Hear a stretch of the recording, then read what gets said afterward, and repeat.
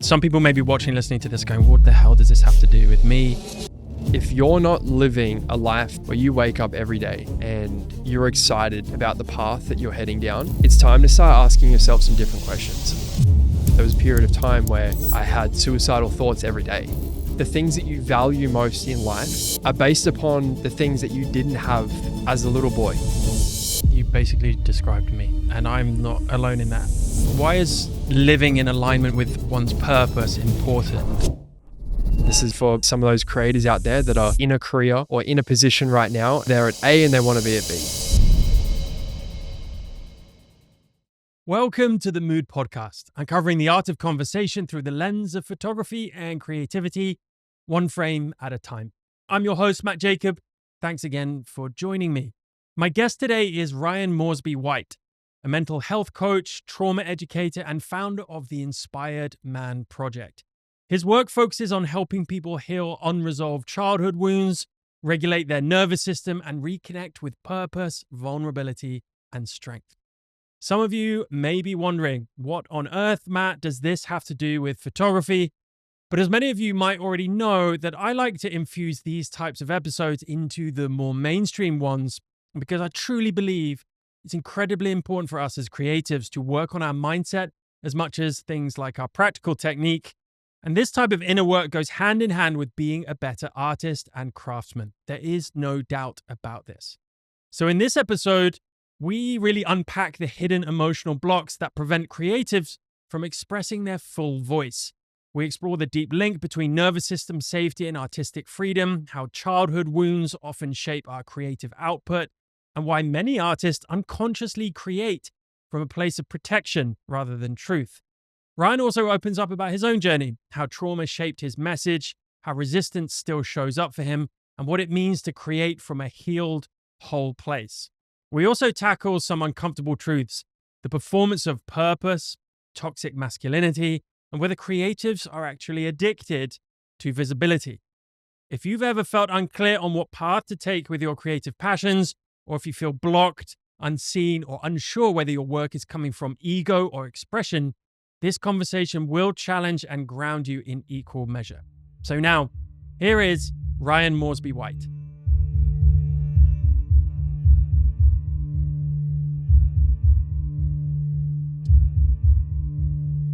Ryan Moresby-White, welcome to the Mood Podcast. Man, thank you for having me. I'm excited. Great to have you. Really great to have you. And thanks for agreeing to do this. I know your time is short, so we'll get straight into it. Tell me what purpose means to you, and what is your purpose? Purpose for me is being a vessel to something that's greater than me.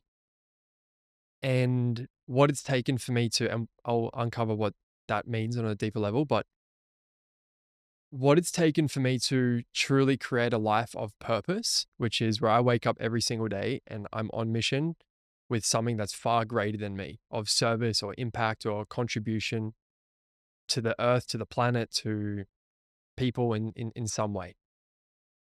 And what it's taken for me to uncover that is for me to get out of the, or to be with and accept and heal a lot of the wounded ego, the wounded parts of the ego that were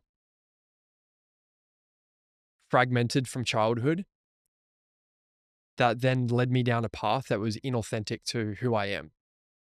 And what purpose means to me is healing those aspects of us that lead us down the path of being inauthentic to ourselves and coming back home. So it's coming back home to self is our greatest purpose. Like that is the purpose, is coming back home to ourself. How we then bring that to the world is then our mission. And I believe that's the deepest connection to purpose that we can experience. And that's what the journey's been for me. The more I've healed, the more I've uncovered, the more I've come back home to myself. And then the more I've gotten out of my own way and allowed myself to just be a vessel to what it is that I was placed on this earth to be. That's what I believe purpose is. Two questions to follow up from that. Why is living in alignment with one's purpose important. But before that, how does anyone go about finding and becoming aware of what they feel their purpose is? Mm, yeah. I was once in construction. I was working 7 days a week on a dirty job site every day. I was 21 years old. I actually worked my way up to the position of managing. So I was managing these multi-million dollar builds and telling 50-year-olds how to do their job when I'm 21. And with that was this emptiness, this void of I was just so unhappy and so unfulfilled, even though from the outside looking in, it looked like I was doing well. But there was this deep void that I was then seeking to fill through things outside of me. So relationships, women, money, creating success. It was just this empty void. And unfortunately, well, not unfortunately, it took for me to get to a point. It was just part of my journey. It was my karmic journey to go on. It took for me to hit that point of questioning what's the purpose? Like, why? Like, why am I here? And that came in the form of me almost taking my own life. There was a period of time where I had suicidal thoughts every day. And what's the point of all of this? But in that was a greater question of me asking the greater question of what is the purpose of this? And the more I started to, as I shared before, heal and come back to myself after that experience of realizing that I need to put my happiness first. And what that looked like was me going on the journey of coming back home to my heart, to myself. And in that healing journey was the invitations and the recognizing the path of what truly lights me up. And I call that like the spiritual carrots. It's placing the carrot in front of you to go towards that thing. And for the longest time, I wanted to coach. I wanted to help people. I was, I loved asking questions. I loved being curious about other people, about human behavior, why people do what they do. And I was from the get-go, like I loved that. And it took for me to come back home to myself, to my heart, through healing the wounded ego that felt that he needed to go down this path. It took for me to come back home to follow what it is that inspires me, right? And that's what I call the spiritual carrots. And what it was that inspires me was learning human behavior, helping people, asking questions, being curious about people. And it was following that led me down the path of what I now do, which is where I get to wake up every day living on purpose. Ah, so good. So much to talk about with that. So let's dive in a little bit. Because some people may be watching, listening to this, going, "What the hell does this have to do with me, with photography, with creativity, with filmmaking, whatever whatever craft that they're into?" Why should people listen to this conversation, this podcast? Why should people listen to what you have to say when it comes to what they do in everyday life and specifically the creative aspects of their expression? Nobody should listen to me. But you shouldn't. You do whatever you want to do. But I'll share, the journey and the path that I've been down. And I've been down that road before and it was very empty.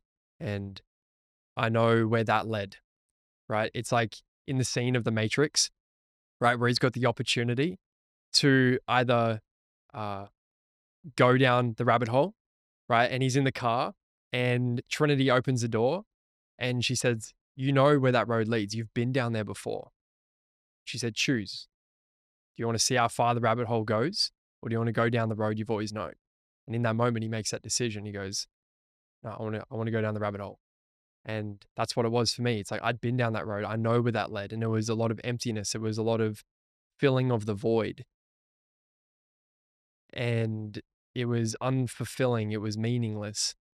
And yeah, so coming back home to myself through doing this deep inner work of healing our unresolved wounds that keep us stuck in a limited way of thinking, acting, behaving based on the support that we didn't receive in childhood and society's system that failed us, failed most people, failed me, because it didn't create the safety for me to go after my true authentic expression. It put me in a box and it painted me with the same brush as everyone else, where I thought that just because I couldn't learn a certain thing, that I wasn't smart enough to actually go after what it is that I truly wanted to do and be in the world. And I didn't know any other way, right? So uh, it's being open and curious to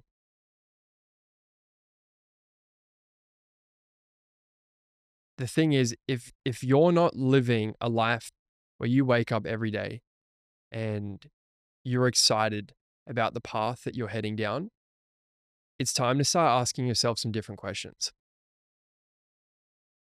because that's the same road that you've always been going down. And it's time to ask different questions if you want to get different results.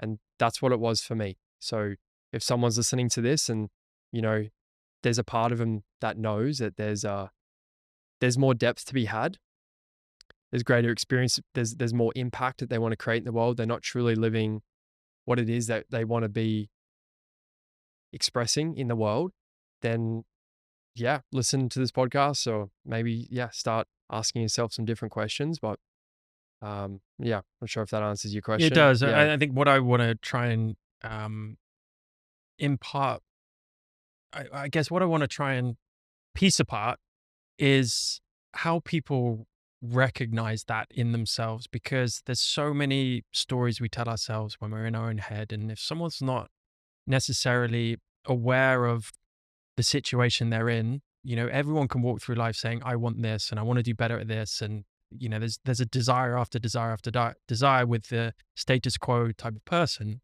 type of human. We're all fallible in that respect.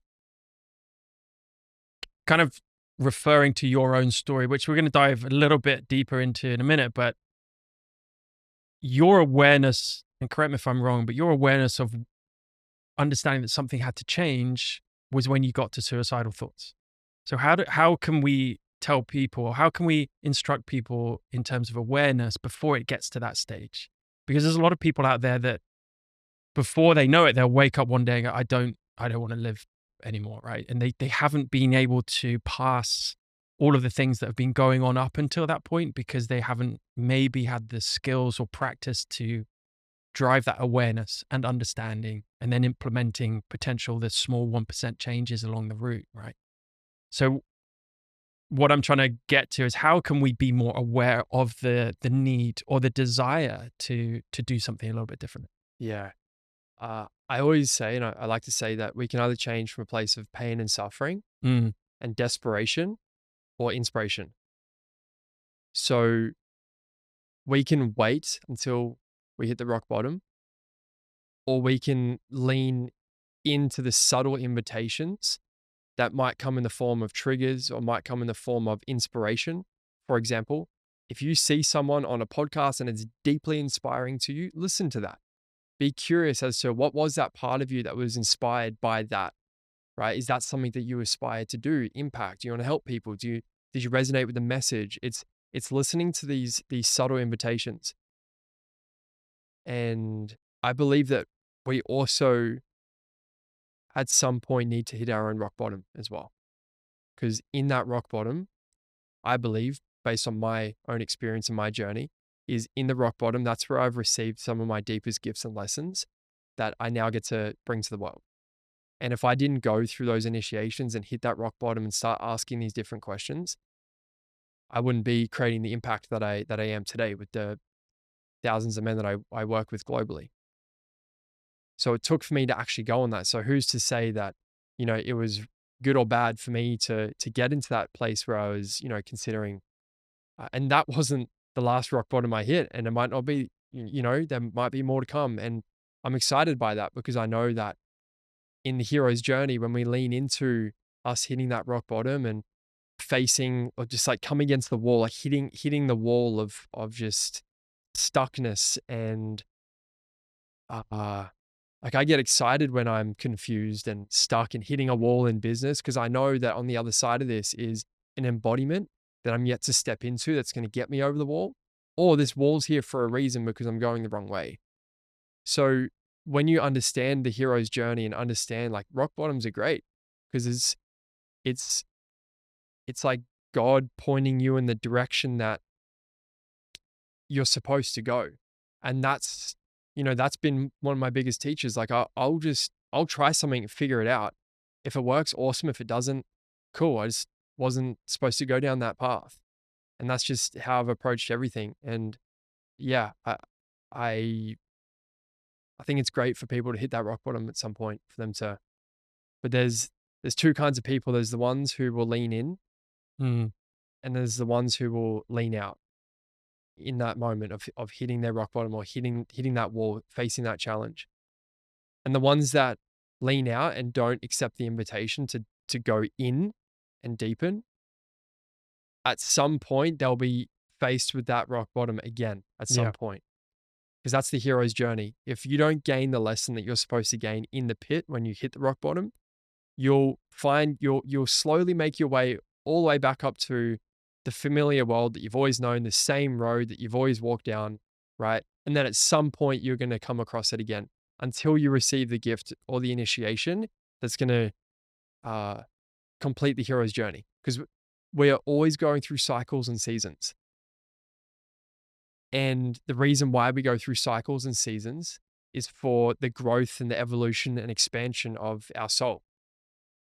And those cycles and seasons that our soul goes through are the hero's journey. And when you truly understand that, you allow yourself to go through those cycles and seasons and gain the strengths that the winter is seeking to bring through. Yeah. I think that's really important. And I'm going to get back to your own hero story in a minute, but really, really important for people to understand that life is about seasons. But what you do in the good seasons is really preparation for, like you said, the winters of because they're going to come. That's just the human story. You're going to have grief at some point. You're going to have low moods at some point. Things are going to go well for you. Sometimes things aren't going to go so well for you other times. And if you have some kind of toolkit or some kind of innate practice that you've been working on over an elongated period of time, you should hopefully be better equipped to deal with the low times, but also bounce back a little bit quicker, be a bit more resilient.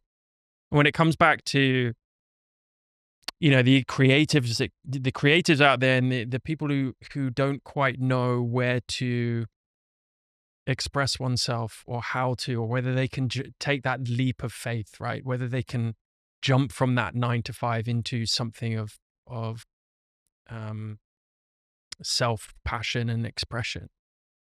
I think it's important to understand and be prepared for those seasons even more, right? That is a season in itself when you take those leaps and you take those risks, essentially. So there's so much work that we can do on ourselves as well as with others and around others that will help that whole creative journey, wherever you might be on that path, whatever you might be doing. So I think that's really important for people to understand. I've been through it myself, still go through it, right?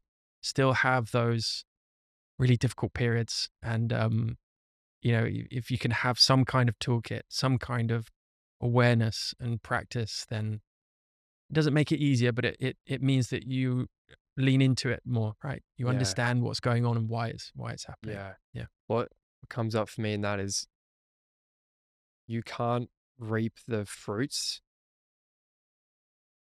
on the same day that you plant the seed.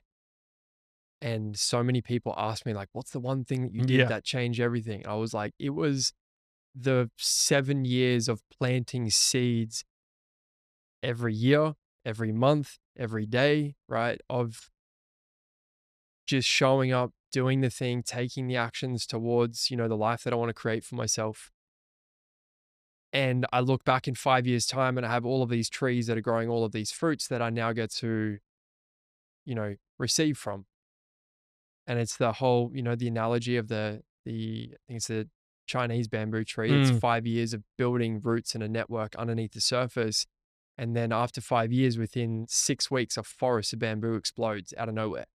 And it's the same thing. So It's honoring the seasons that you're going through. It could be monthly seasons. It could be a season for a few years. When I went from being in construction to impacting thousands of men all over the world, there was a season of at least 5 years of me being in contraction. And on the other side of contraction, there's always expansion. But when we don't allow ourselves to be in that contraction, right, we're not allowing ourselves to also be in expansion, right? For those people that just want to be in expansion all the time, they're disregarding the other side of contraction. They're doing everything to avoid it. And what that looked like was I was in contraction for 5 years. I left, and this is, for maybe some of those creators out there that are maybe in a career or in a position right now, and it's like they want to be, that right now they're at A and they want to be at B. It was 5 years for me of, I stepped out of construction. I made the decision. I stepped out of construction straight away. I took on a job at a bottle shop. I was working at a bottle shop. Then I would take on, I started working with clients personally as a personal trainer on the gym floor, right? And it was while I was working in the bottle shop, it was like, cool, getting my first 5 clients.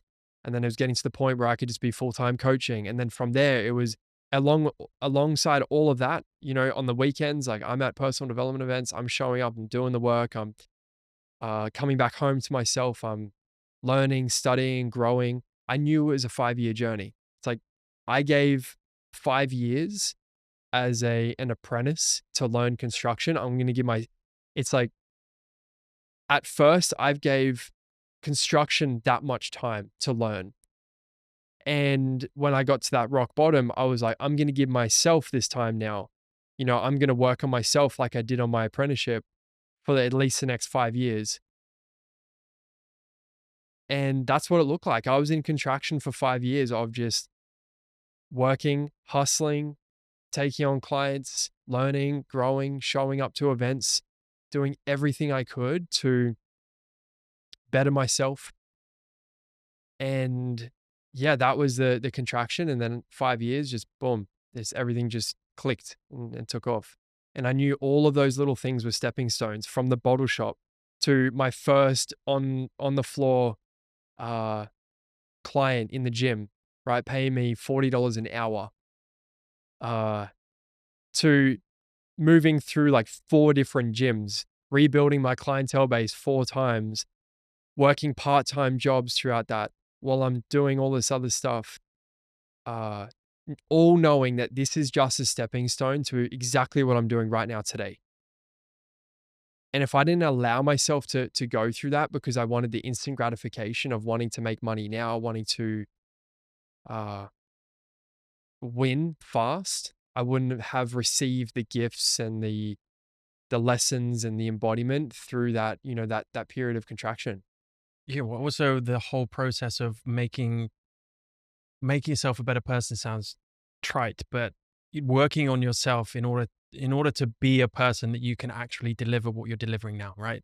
Otherwise, it's almost this dissonance, this like inauthentic you, where you're trying to be this person, but actually you're not that person, right? So there's still that whole process, and it's the same with photography or something a little bit more, I guess, tangible. Same things. Like don't try not to run before you can walk. And I talk about that all the time because I was that guy. I was like, yeah, I could do this. Let's go. I just didn't know myself. Actually wasn't good at what I was doing anyway, and it backfires, and you have to start all over again. So it's easy to talk about. It was very difficult to do, as you well know. But let's rewind even more before we move on.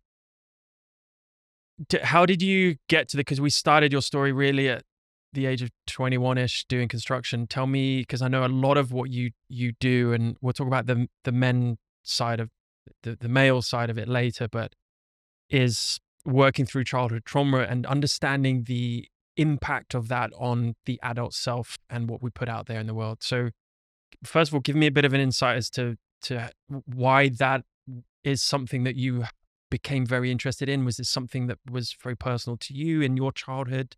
So give me a bit of a story up to that age where you were working in construction and how you think these pieces kind of piled on top of each other to get you to that, that low state that you were in. Through our childhood, we've got certain stages of development, all the way from being in the womb to infancy, to toddler, to preschool, to school age, to teenager, to adult. And there's even iterations throughout being an adult where there's certain stages of development that we're still actually progressing through. And in those stages of development, when we don't receive the strengths that we're supposed to gain in those stages of development along the way, we stay stuck at the last stage of development that we received. So this is why most men are walking around today as grown adult children, because they're still stuck in the level of thinking, psychology, behaving, level of consciousness, and energy of a little boy that's seeking to fulfill those unmet needs that he didn't receive in childhood now through the world. This is where a man becomes a high performer. He becomes even extremely successful, and it never feels enough, because beneath that is actually a little boy who once was seeking and doing anything in his power to receive that love and that acceptance and that approval from his father. And then he realized that I can get this from the world. Yeah. So beneath the success that he goes out there and creates is actually this little boy who's still just wanting that from his dad. Yeah. And he's turned the role model or the figure of his dad, he's transferred that to his business or to the success that he wants to create. So then he achieves it and he creates that level of success, but then he loses himself because he realizes that it wasn't about that. And this is where I was very fortunate to experience that at a very early age, Right. where I got into construction because there was a little boy within me through, I grew up racing motocross as well. So through performing as an athlete, through being this successful builder and, being really good at working with my hands on the tools, I thought I'd impress my dad enough to get the approval and the love and attention that I'd been craving most of my life. So beneath this young hustler that was just trying to prove himself and succeed was this little boy who was just trying to be seen by dad, who was just wanting the love and the attention, the approval and the validation from the masculine, and receiving that love and support, that deep emotional connection from my father. Now, that's the road that I walked down, and I got down to the end of the road and it was empty. I was making 6 figures a year as a carpenter. I was working all these hours and it was just so empty and so meaningless because I was doing it from the wrong place. And this is why so many people work careers and jobs that are so unfulfilling and so empty and so meaningless to them that they're just drained. They have no energy they're just lifeless because their soul is not being fully expressed in the way that it's seeking to be expressed. This is why today I can work crazy amounts of hours because it's not work for me. It actually gives me energy because this is what I'm supposed to be doing. It's like, and I know that when you're doing what you're supposed to be doing, that's where you're going to be most happy, fulfilled, successful, and you're going to have the most impact. So I was lucky to experience that at an early age where I got to 21, 22 years old, where I hit that rock bottom of questioning, like, what's the point of all of this? And through that journey, as I shared before, from working at the bottle shop to being a PT to becoming an online coach and doing all of this stuff, was me healing the little boy within me who was still seeking for a relationship, a woman, a business, a level of status or success to validate that who I am at my core is lovable, worthy, and enough. And when we're living in a body that's not ours, what I mean by that is I'd created this false self, this this inauthentic false self based upon the foundation of that little boy. It's like building a house on foundations of just cracks, of just, Yeah. and most people carry that throughout their entire life. So for me, it was coming back to those cracks in the foundations of healing that little boy and reclaiming that little boy and gaining the strengths through rites of passage and through doing men's work and through doing deep inner child healing, that I was able to come back to who I was before I felt or thought that I needed to be something other than myself. Yeah. Yeah. And when we speak about purpose, that's where your purpose lies. Because that little boy was very expressive. He loved to use his voice. He was very passionate. He's very playful. He's very curious about the world. And when I came back to that, it's what you shared before. It's instead of trying to be this person, it was just being this person. Mm. Where so many people are trying to be something instead of just being who they are and letting that speak for itself. And for example, at the event that we're at on the weekend, some people will be in my presence and they'll just start asking different questions just because of me just being me. Like there was people asking questions like, why do you pray? Like, why are you intentional with your food? And it's like, this is just what I do. And by me just being me, uh, that sparks questions for other people, right? And that's what I'm here to do. But yeah, to come back to your question, the journey for me has been healing the little boy within that thought that he needed to prove himself to be loved. And he thought that he needed to be everything and anything other than who he is at his core to be worthy and yeah, to be loved and accepted and validated by the world. Yeah. You basically described me right there, and I'm not alone in that in any stretch of the imagination. Quite the opposite. It's remarkable since I've kind of been a bit more curious in this world over the last 5 years as well. It's incredible the amount of people that are living as a child, right? Living for someone else's purpose, living for status, for external validation, etc., and not nowhere near aligned with their true authentic self. Maybe they don't know how, maybe they're not aware, maybe their childhood was traumatic. It was funny actually at that event when we did the breathing exercises that you so well led. Every time I do those with other people in the room, nearly all of us crying, right?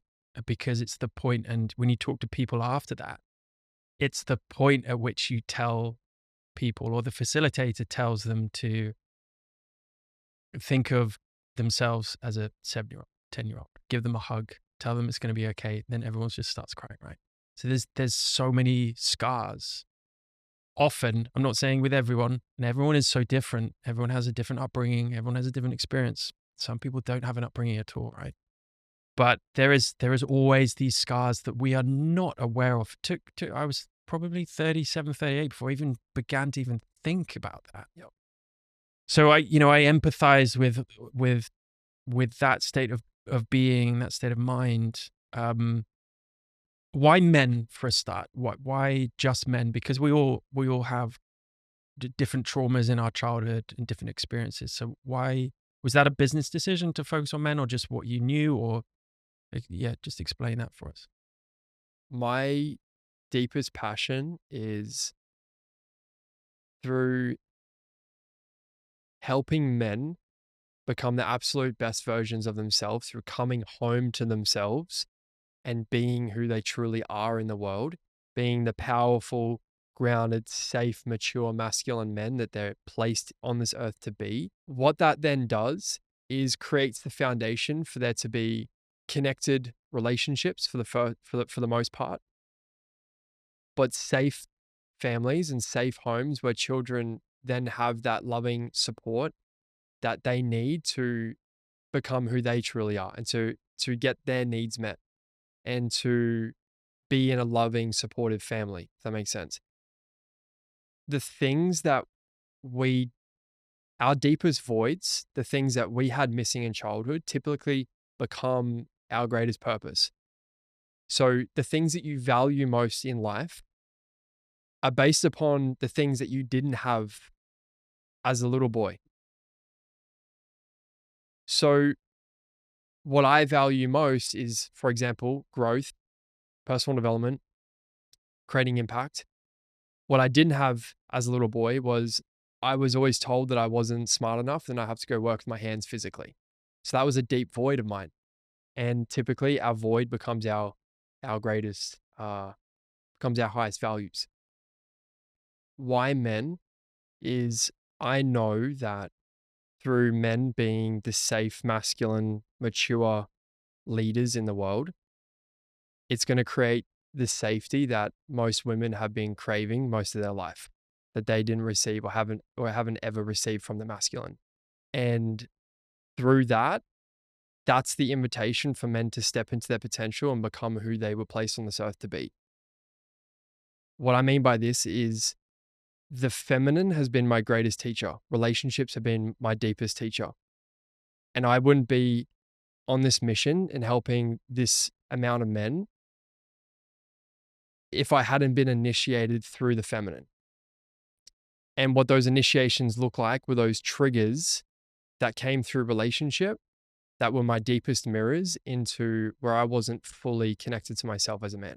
And I know through men coming back home to themselves and being the powerful, grounded leaders in the world, they not only they create that safety for women to also be their full expressed selves, and for them to also be living on path with their, true expression and purpose as well. And through that is this union of the masculine and feminine energy working together. And the way I describe it is by both of us coming together, it's like a rising tide lifting all ships. Yeah. It's like we all benefit from it. Yeah.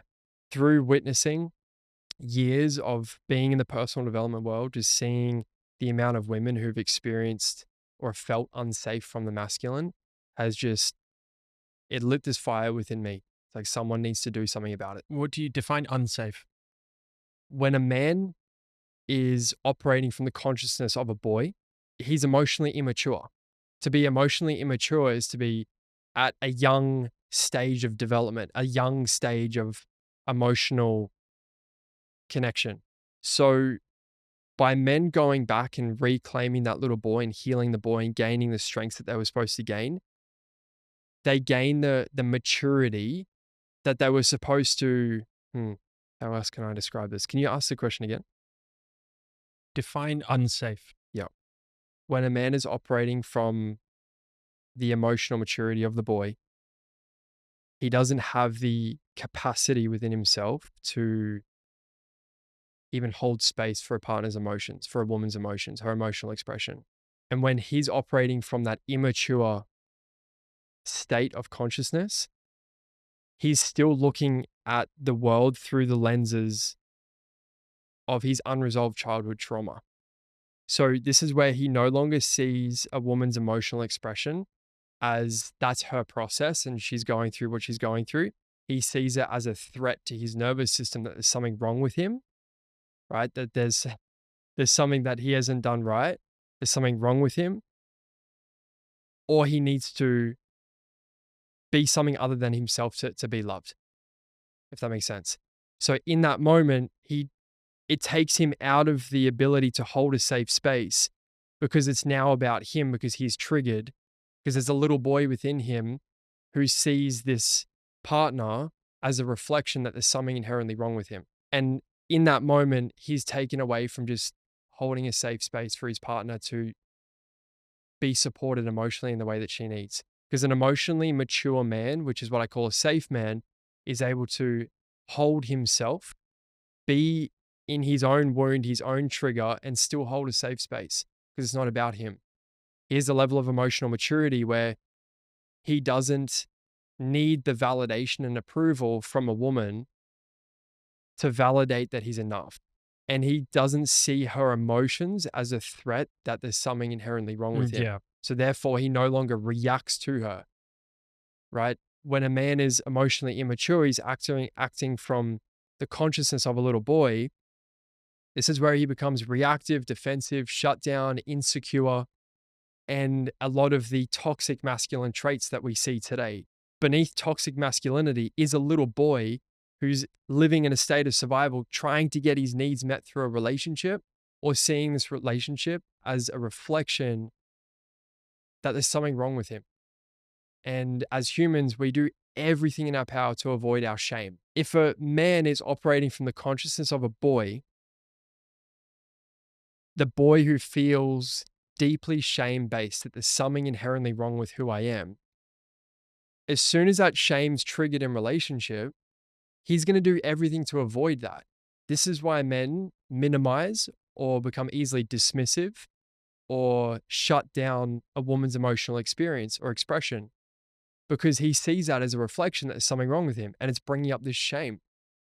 But a mature man can be with that emotional experience of shame or guilt or fear of rejection or abandonment. He can be with that fully in that moment and not react but respond.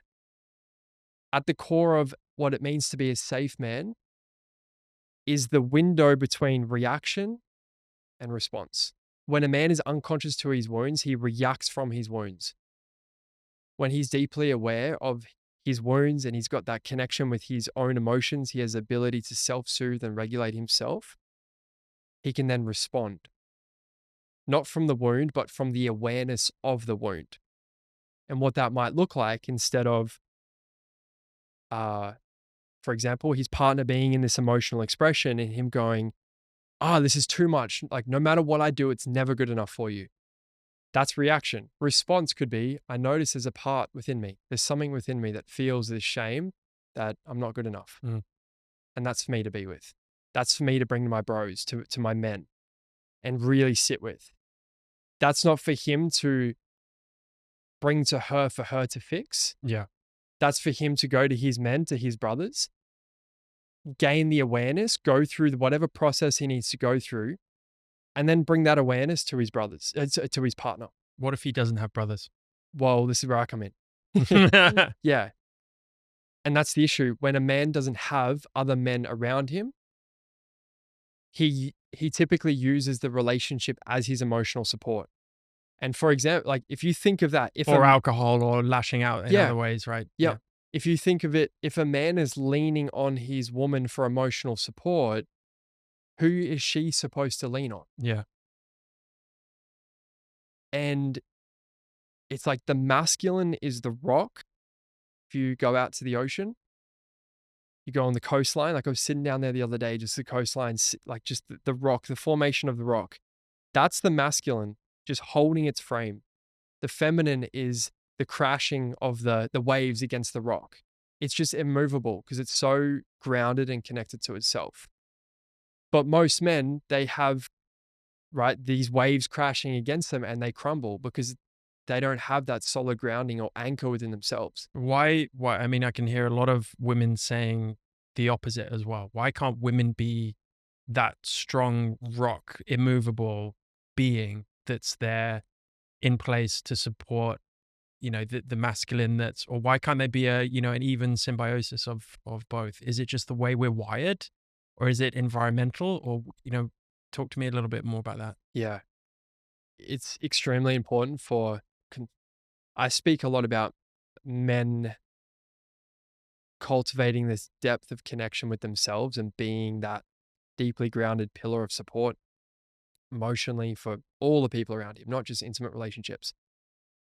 It's just as important for a woman to also cultivate that within herself. Women also have a little girl within them, an inner child, right? And when that little girl's playing out, she will struggle to trust his leadership and trust or really be able to receive this man for who he is as a man. If she's still looking at him through the lenses of this little girl who can't trust the masculine, Mm-hmm. right?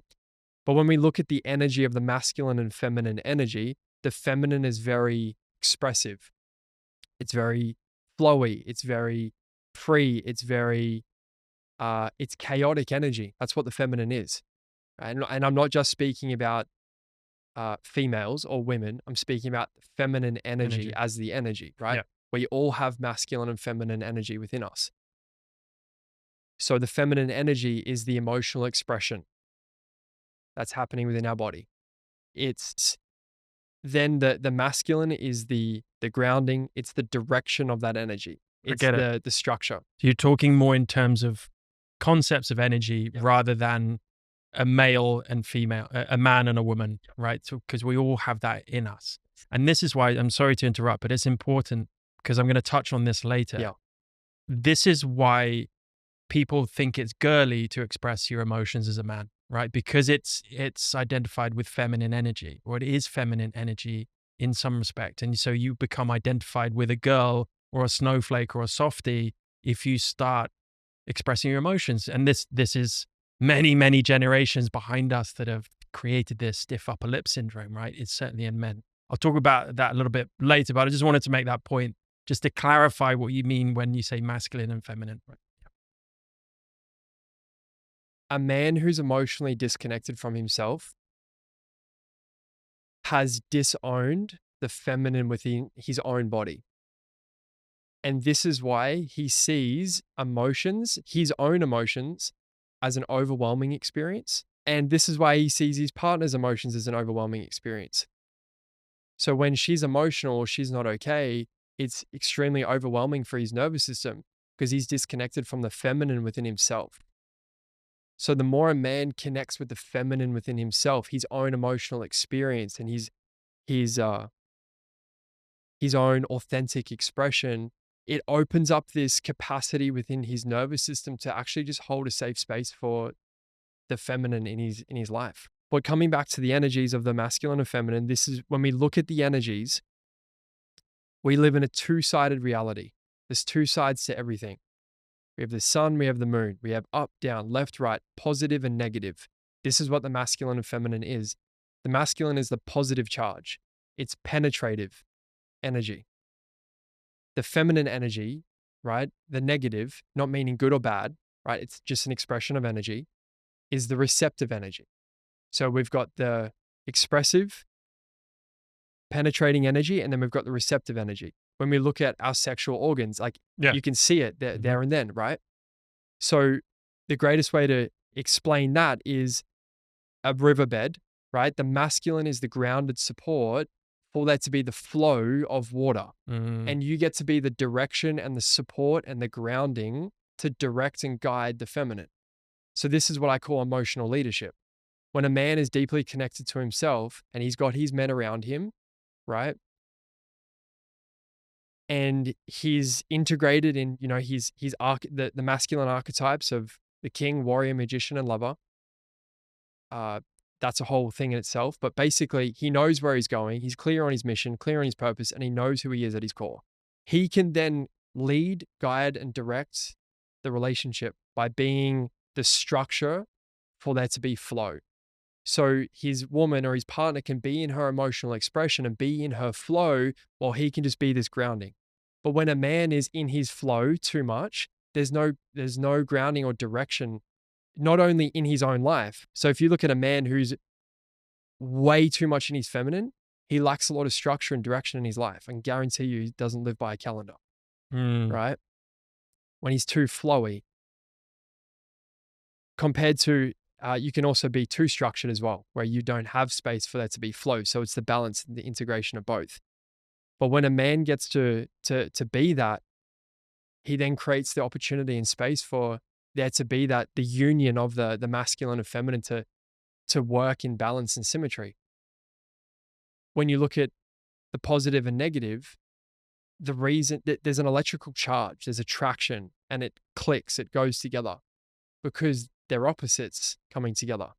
So when a man gets to be that structure and that grounding and that direction and that support because of the man that he is, right? His partner gets to be more in her flow, in her true essence of the feminine. Most women are typically more in their feminine. Most men are typically more in their masculine.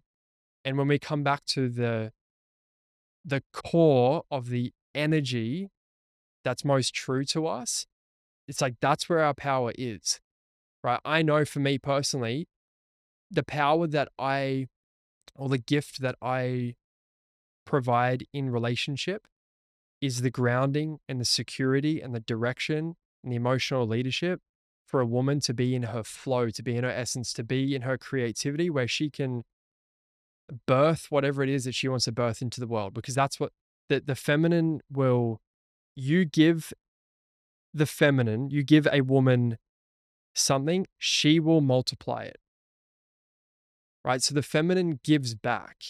So for example, you give her your seed, she creates life. She literally creates a baby. You give her the safe foundation for her to be herself, she will give you the nourishing support that's going to support you on your mission. Whatever you give to the feminine, she gives back. And this is why when you asked me before around my passion around being the safe man, it's like, because this is what we get to experience is the union of the masculine and feminine working together. It's truly incredible what can happen when we're both in that place within ourselves. And it takes for us to, first of all, heal the younger parts of us that are preventing you as a man being so solid within yourself and having that deep connection with yourself emotionally and also spiritually, where you're clear on your mission and your vision moving forward. So simple then. No, it is Difficult, but simple. It is. I used to teach masculine and feminine. Like I was like a polarity coach, right? And I steered so far away from that. I don't even talk about it. This is the first time I've actually spoken about that in a while. Because at the core of it, when we come back to who we are at our essence, and a man goes through his stages of development, he goes through his rite of passage from boy to man, that grounded, secure, emotionally mature man is just a byproduct of that. Yeah. It's not about him trying to be more masculine or be more feminine. It's about him coming home to who he is at his core, going through the initiations that he missed in stages of development, and stepping into his fucking power as the man that he was placed on this earth to be. So why do we see so many manifestations of the toxic side of masculinity? Why do we, you talked about wounded ego before, and I think about my dad, he's, if he could hear me talking like this, he'd just call me a snowflake, right? Just like, oh, you just get on with it. I just grow up and get on with it. Why are you talking about all this crap? His version of a strong man is the man that doesn't say anything, that doesn't complain, that doesn't show emotions, and just gets on, just get on with it. Just work hard, provide, the old school type approach. Is that the breeder of the opposite of what you're talking about, the toxic masculine persona? Is that what's created these types of characters? Where do you see we went wrong? I say we, the proverbial we. Where did we go wrong in terms of seeing these really polarized characters and almost extreme types of the wrong version of strong man, right? Because it's interesting to talk about strength and being a strong man. Like, what is that?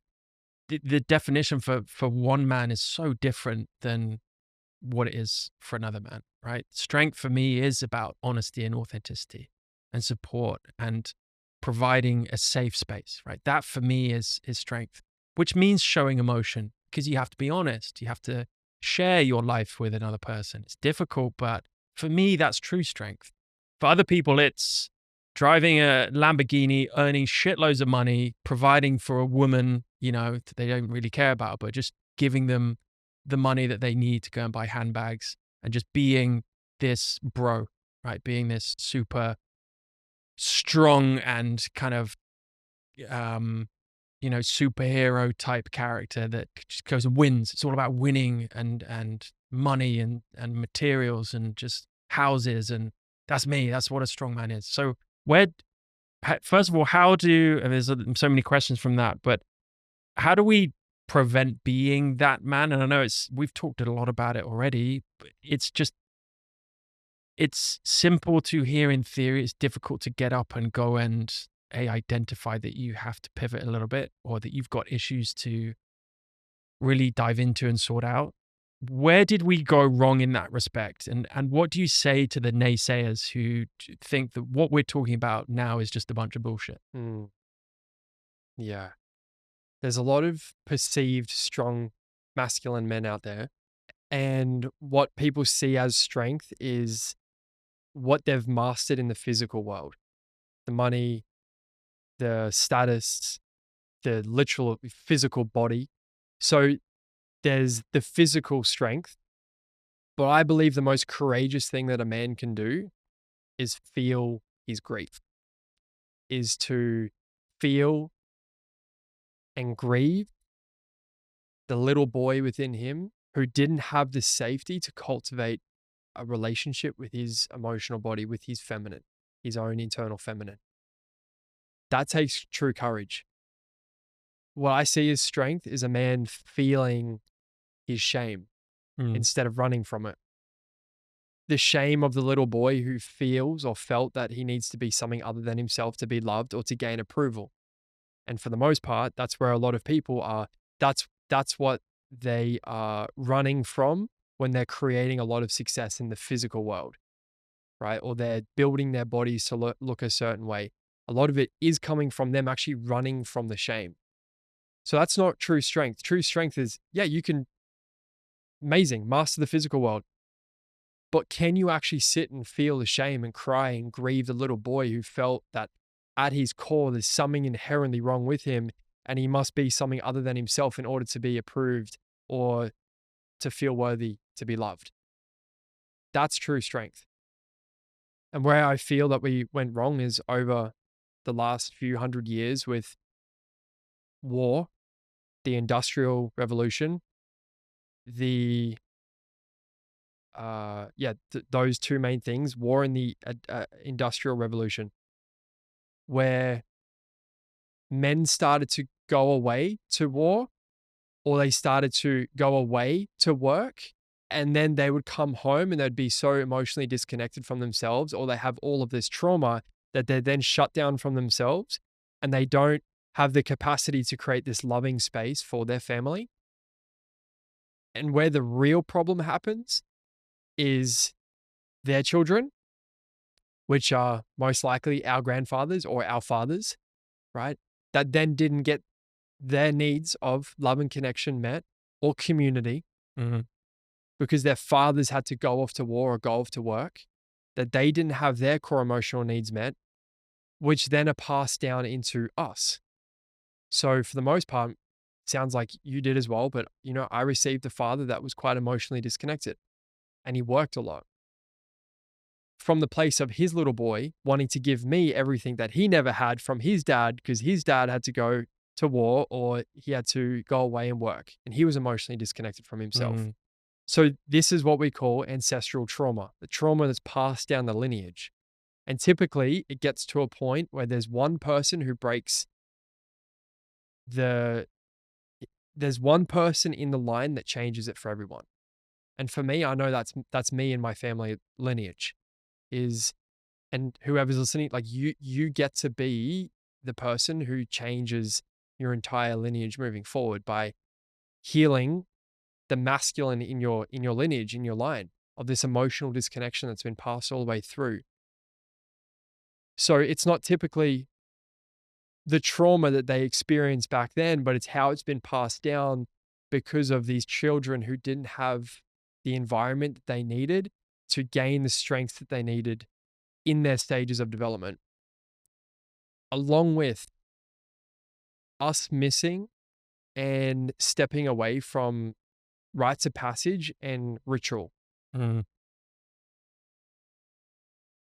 A boy at a certain age needs to be stripped away from his mother.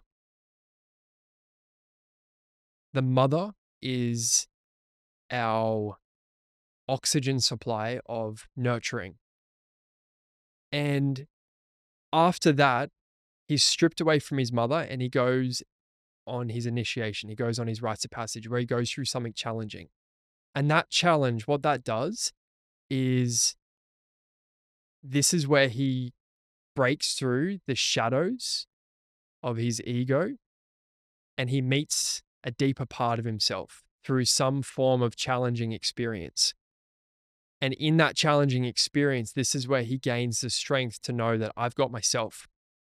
No matter how challenging something might be, I've got myself. I can stand on my own 2 feet. Mhm. That initiation and rites of passage also being held and supported by elders Yeah.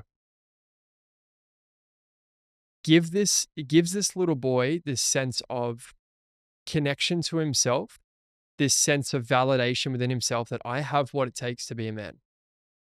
I no longer have to spend my entire life trying to seek that from the world. Because when we don't get that, we seek for our entire life to try and receive that from the world. So this is where a lot of men are creating that success. They've got the Lamborghini, they've got the money, they've got the body, the status, whatever, from this little boy who's still seeking that very need that he needed in initiation. And this is where I believe we've gone wrong, is where we've steered away from this ritual from boy to man, which has been recorded for as long as time. Like it's in the Bible, it's in story, it's in mythology. There's a book called Iron John, which the story was written in the 1700s, and it was about exactly what I just spoke about. The initiation where a boy is taken away from the mother and he goes and lives with the men and he learns what it means to be a man. And he goes through a challenging experience where he's initiated into his power. Interesting. How can we then bring all of that and let's try and unite the genders again, because there's a lot of people out there watching, listening, thinking, okay, how does this even matter to me if I want to go and pursue a photography career, or if I want to go and be an artist, or if I want to go and be a content creator, or if I want to go and make something of my own, start a business, or do something that's in the creative realms in that respect? Why does this matter to me, and what can I do as of tomorrow to start this journey where I can become essentially a better person, more authentic, truthful person to who I really am, but more importantly, create in alignment with that, right? Not create for validation or for success or for followers or for metrics or for the Lamborghinis and the status that other people outside put on me as a label, so I can then feel like I'm important or I'm a success. How can we start that journey? And why does that knowing thyself almost matter so much in terms of the artist or the creator? For me, as a creator, through creating content on social media that's reached hundreds of millions of people all over the world, through, let's say, musicians and artists that have been extremely successful in their expression, typically they've done well because they've turned their greatest pain into their purpose. Mm, Yeah. And by you leaning in and doing this deeper inner work and uncovering your deepest core wounds, you get to then turn that into your greatest purpose. And that's where you're going to have the most impact. Because if you're doing it just to look a certain way or just to gain, like because you want the following or you want this status or whatever, it's not going to last long.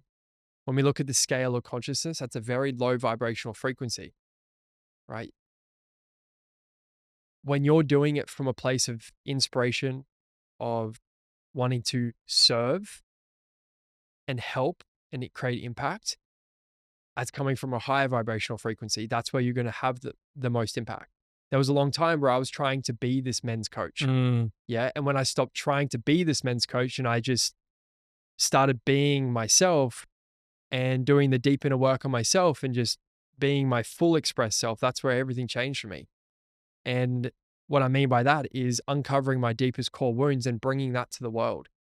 Because in our core wounds, the most painful things that we experience in childhood, in that is the gifts that maybe for the very reason that's why that you were put through that, to go through that.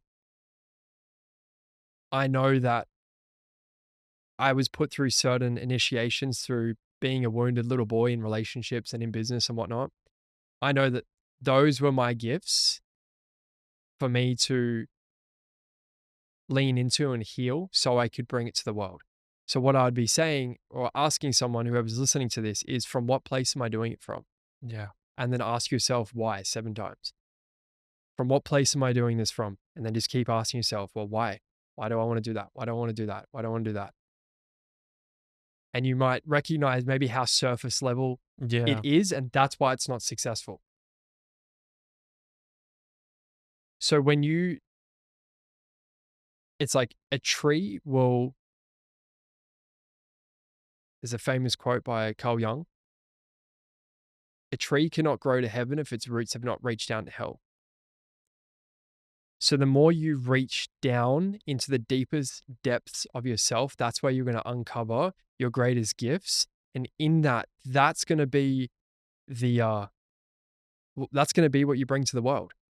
So any creators out there, especially, it's like, I know as a creator, the most creative, the times where I've been most creative is where I've been so deep in the deepest depth of myself. And what's come through me has been something that's beyond me.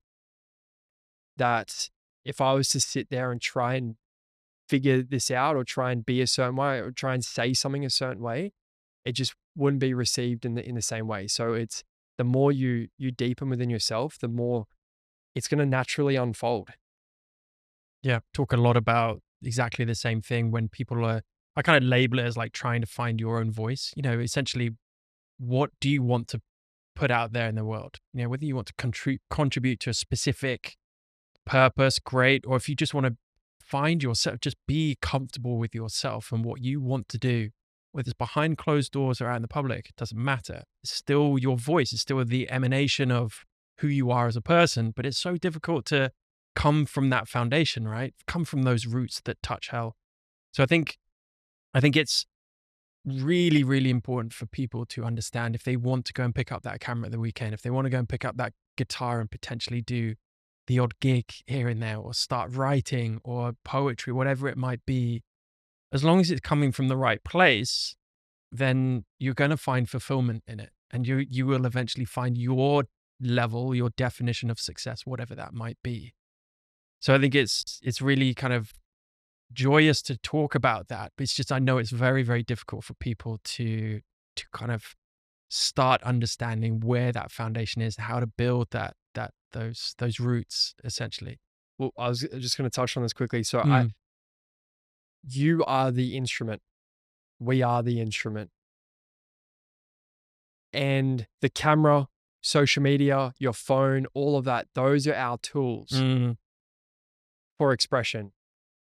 My phone and social media is legit just a tool for me to express myself and to express that deeper gift that I'm here to bring to the world. So in whatever way feels most true to you to express that, the camera is just the tool, but it's the actual message behind what it is that you're actually creating. Like that's truly where the magic is gonna lie. And that only comes from facing the depth of yourself.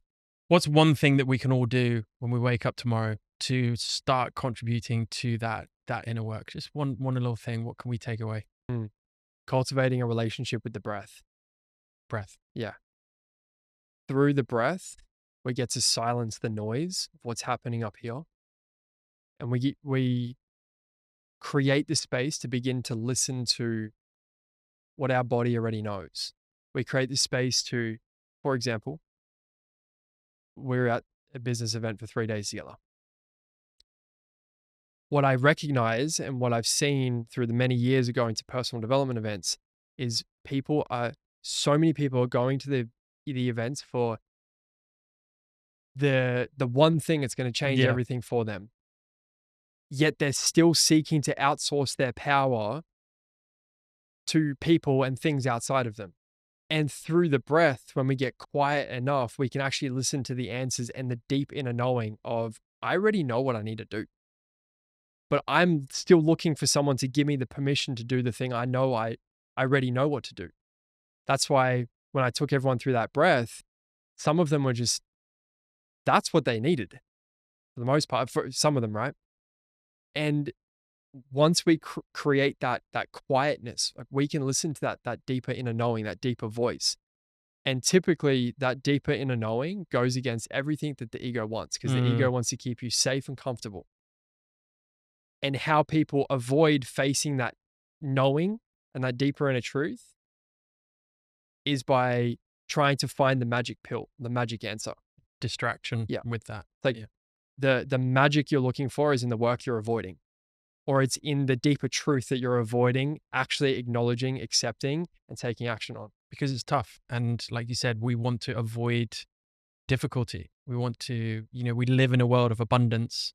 So why would we have to face that when we can just, go watch a YouTube video about it, or scroll on social media about it, or talk to someone, or put Netflix on, or whatever it might be, right? So it's, I think but the breath is something that's we all have, it's free. And I think it's one of the most powerful things, or at least the relationship with that breath, like you said, it's incredible how powerful it is, especially when you do breath work, right? When you really work at it and practice it. It's incredible. Well, look, I think I've gone through one page of notes out of about 10. So there's so much more I want to talk about. We are out of time, and I didn't even really touch upon your business. I mean, I wanted to kind of end with your authority in the space. It's very easy to look at a young man who's made, a very successful business over the years. And we look at someone like you and we just see kind of the end result. We don't see the roots down to hell. We don't see all of the pain and strife and the years of hard work you put behind it. I know it, but I just wanted to make sure that that is clear. But when people come and find you, I also want them to know that you are extremely good at what you do, and that you don't have to kind of stamp authority on what you do, right? It's which is freeing, very inspirational in that sense. So congratulations there. I'd certainly be following your journey and look forward to seeing you when you do come back here. And thank you so much for your time. It's been very eye-opening and extremely inspirational and very calming. So thank you so much. Yeah, thank you, brother. Appreciate it.